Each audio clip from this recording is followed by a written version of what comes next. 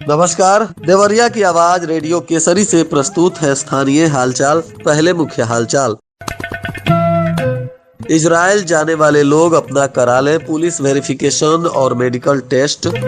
सांसद ने कहा कि राम को झुठलाने वाले बहुरूपियों से रहे सावधान। 22, 23 और 24 को लगेगा विशेष लोक अदालत। 22 जनवरी को सरकार ने की सार्वजनिक अवकाश की घोषणा।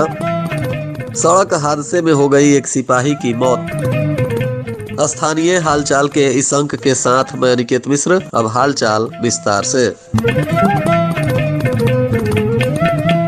जिला प्रशासन ने सर्वसाधारण को सूचित किया है कि जिन लोगों ने इजराइल में जाने के लिए आवेदन दिया है, ऐसे लोगों के लिए टेस्ट को लेकर तिथि की घोषणा कर दी गई है। बताया गया है कि इजराइल भेजे जाने हेतु टेस्टिंग की कार्रवाई करने की अंतिम तिथि भी निर्धारित कर दी गई है। देवरिया में आवेदन दिए जिन 407 श्रमिकों का विवरण प्राप्त हुआ है, उनका 28 जनवरी को ITI अलीगंज लखनऊ में चिकित्सकीय परीक्षण और पुलिस वेरिफिकेशन के पश्चात दक्षता टेस्ट लिया जाएगा, जिसका विवरण कार्यालय के नोटिस बोर्ड पर चस्पा कर दिया गया है। प्रशासन ने श्रमिकों से अपील की है कि नोटिस बोर्ड पर चस्पा की गई सूची से मिलान कर 28 जनवरी से पहले अपना पुलिस वेरिफिकेशन और मेडिकल टेस्ट करा लें और 28 जनवरी को लखनऊ में होने वाले दक्षता टेस्ट के लिए समय से वहां पहुंच जाएं। भाजपा की ओर से चलाए जा रहे स्वच्छ तीर्थ अभियान के तहत सदर सांसद डॉक्टर रमापति राम त्रिपाठी ने कसिया रोड स्थित विद्या धर्म संजीवनी विद्यालय के प्रांगण में राम जानकी मंदिर की साफ सफाई करते हुए कहा कि बहुरूपियों से सावधान रहे, जो पहले राम को झुठलाएंगे और फिर अपनाएंगे। भारत की संस्कृति चेतना के प्राण की पूर्ण प्रतिष्ठा 22 को होने वाली है। इस दिन जनपद वासी अपने अपने घर दीप अवश्य जलाएं। सदर सांसद ने कहा कि राम मंदिर निर्माण के लिए हुए आंदोलन में अर्पण था तो तर्पण भी था, संघर्ष था तो संकल्प भी था। अब वह संकल्प पूरा होने जा रहा है। 22 जनवरी को वे ऐतिहासिक क्षण आने वाला है जब हमारे भगवान राम अपने भव्य मंदिर में विराजने जा रहे हैं। जिला मजिस्ट्रेट अखंड प्रताप सिंह ने बताया कि अयोध्या में राम जन्मभूमि परिसर में बने प्रभु श्री राम की प्रतिमा के प्राण प्रतिष्ठा का आयोजन 22 जनवरी को होना है। इसको ध्यान में रखते हुए प्रदेश सरकार के द्वारा 22 जनवरी 2024 को सार्वजनिक अवकाश की घोषणा कर दी गई है। इस दिन हिंदू धर्म के लोगों का प्रभु श्री राम के प्राण प्रतिष्ठा का आयोजन जनपद में स्थित मंदिरों और अपने घरों पर बड़े ही धूमधाम से मनाया जाएगा। सर्वसाधारण को अवगत कराया गया है कि 22 जनवरी को यानी सोमवार को जनपद देवरिया में किसी भी स्थान पर मांस मछली की दुकानें पूर्णतः बंद रहेंगी। उन्होंने कहा कि सभी मांस मछली के विक्रेता इसका अक्षरशः अनुपालन सुनिश्चित करें। 22, 23 और 24 जनवरी को NI एक्ट की धारा 138 के मामलों के निस्तारण को लेकर विशेष लोक अदालत का आयोजन जनपद न्यायाधीश देवेंद्र सिंह की अध्यक्षता में जनपद न्यायालय देवरिया में किया जाएगा। इसको लेकर तैयारियां जोर शोर से चल रही हैं ताकि अधिक से अधिक वादों को चिन्हित कर उनका निष्पादन करवाया जा सके।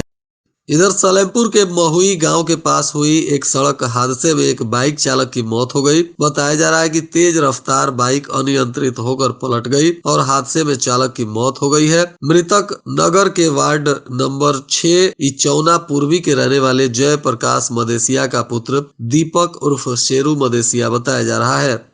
भटनी क्षेत्र के बांस घाटी गांव में गैस सिलेंडर से एक मकान में आग लग गई। इसमें 1.5 लाख नगद सहित 5 लाख का सामान जलकर राख हो गया। आग बुझाने में घर की 2 महिलाएं झुलस गई, जिनका इलाज CHC पर कराया गया। ग्रामीणों के प्रयास से आग पर काबू पाया गया। बताया जा रहा है कि यह आग बांस घाटी गांव में भोला प्रसाद के घर पर लगी, जहां रात्रि में भोजन बन रहा था कि अचानक गैस सिलेंडर से उठी आग की लपटों ने किचन में आग लगा दिया, जिससे देखते ही देखते आग फैल गई। देवरिया सलेमपुर मार्ग पर सदर कोतवाली क्षेत्र के परसिया मिसकारी गांव के पास शुक्रवार की देर शाम एक टैंकर के चपेट में आने से पीआरबी 112 में तैनात कांस्टेबल की मौत हो गई, जबकि बाइक चला रहा होमगार्ड का जवान गंभीर रूप से घायल हो गया, जिसे अस्पताल में भर्ती कराया गया है। इधर घटना के बाद चालक गाड़ी छोड़कर फरार हो गया। पुलिस ने टैंकर को कब्जे में ले लिया है। गाजीपुर जिले के कमरुद्दीन थाना क्षेत्र के बिशुनपुरा गाँव निवासी हरीश चंद्र यादव पुत्र विजय यादव सदर कोतवाली में 6 वर्षों से हेड कांस्टेबल के पद पर तैनात थे और ड्यूटी के दौरान अब इनकी मौत हो गई, जिसके बाद परिजनों में चीख पुकार मचा हुआ है। वहीं कानूनी प्रक्रिया को पूरा करते हुए पुलिस ने शव का पोस्टमार्टम कराया और श्रद्धा सुमन अर्पित करते हुए इन्हें परिजनों को सौंप दिया गया।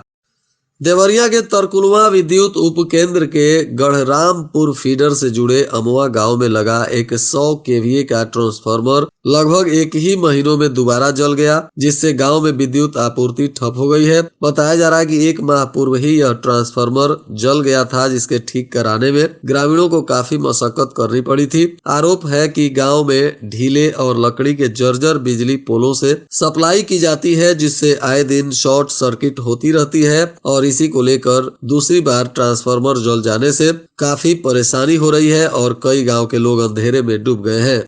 देवरिया में एंटी करप्शन टीम ने 10,000 रुपए घूस लेते हुए कलेक्ट्रेट के शस्त्र लिपिक को रंगे हाथों गिरफ्तार कर लिया। यह कार्रवाई एक ग्राम प्रधान की शिकायत पर हुई। बरियारपुर थाना क्षेत्र के ग्राम पंचायत महुई के पिपरिया टोला निवासी प्रधान दीनानाथ यादव शस्त्र लाइसेंस का नवीनीकरण कराने के लिए गए हुए थे और उनसे पैसे की मांग की गई थी, जिसके बाद उन्होंने शिकायत की और शिकायत पर 10,000 रुपए घूस लेते हुए रंगे हाथों एंटी करप्शन की टीम ने लिपिक को पकड़ लिया, जिसके बाद अब आगे की कानूनी कार्रवाई की जा रही है।